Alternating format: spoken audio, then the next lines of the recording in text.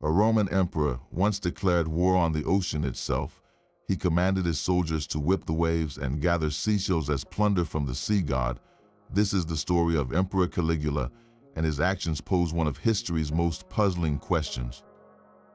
By the end of this, you will understand the shocking truth behind this ancient power play and the mind of the man who thought he could conquer a god. Was it a stroke of political genius or the final sign of a broken mind? What does it truly mean when a leader believes they are more powerful than nature itself? The man who would declare war on the ocean was born Gaius Caesar Germanicus. He was a son of the beloved war hero Germanicus, and his childhood nickname, Caligula, meaning little boot, came from the miniature soldier's uniform he wore while on campaign with his father's legions. This early connection to the military made him a living symbol of a glorious past, and when the unpopular Emperor Tiberius died, Rome erupted in celebration for its new, young leader. The people saw in Caligula the promise of his father's legacy restored, a dawn after a long, grim night of suspicion and fear. The first months of his rule seemed to confirm this hope. He recalled exiles, abolished unfair taxes, and staged magnificent public games. He was, for a fleeting moment, the prince the empire had been waiting for. But that moment shattered with a severe and mysterious illness that struck the emperor down.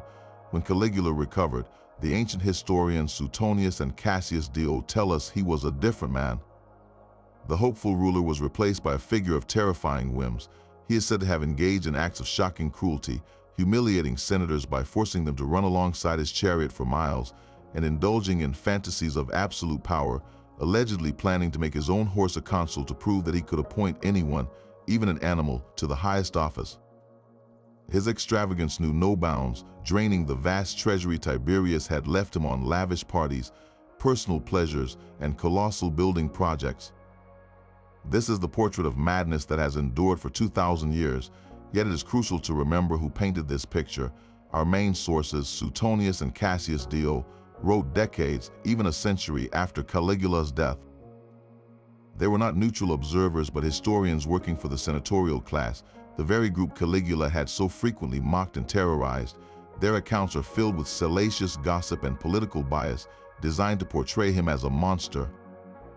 The real Caligula was likely a complex and deeply insecure young man, traumatized by the murders of his family under Tiberius and suddenly handed absolute power.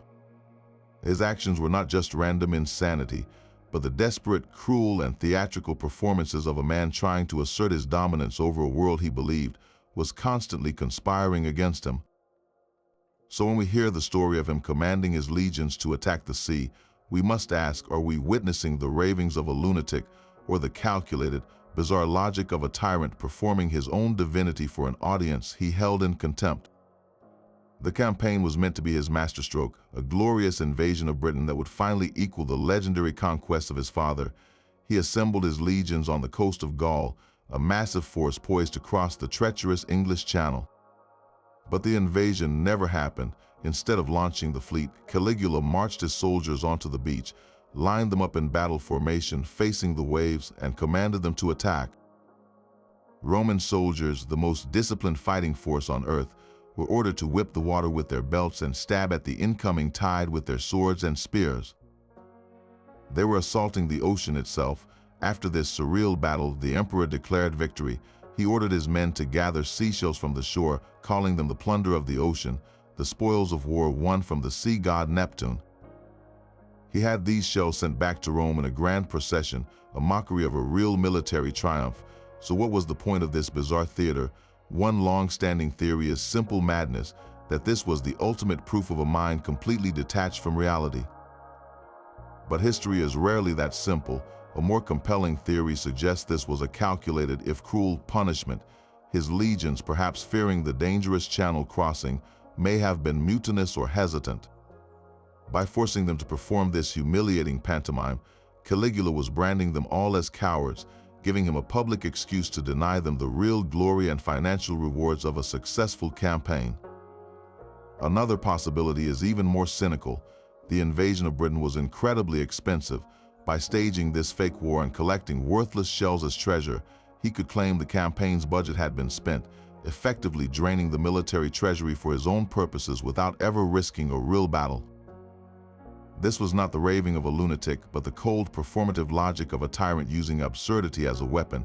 He was demonstrating that his will was so absolute, he could command the very sea, and that his soldiers were so powerless, they would even obey an order to fight the ocean. So we are left with a beach littered with seashells and a question echoing across 2,000 years. Why the act is so bizarre it seems to defy all reason, yet each possible explanation opens a window into the mind of an emperor and the nature of absolute power. The most theatrical theory paints Caligula as a master of political symbolism. In the Roman world, emperors were edging closer to divinity, and what better way to prove your godlike status than to conquer the sea itself? The ocean, ruled by Neptune, was one of the last great untamed forces of nature, a symbol of chaos and raw power. By commanding his legions to chastise the waves and claiming its shells as plunder, Caligula was staging a spectacular performance. He was demonstrating to his subjects, his soldiers, and the skeptical Senate that his authority was not just political, it was cosmic. He could humiliate a god and get away with it.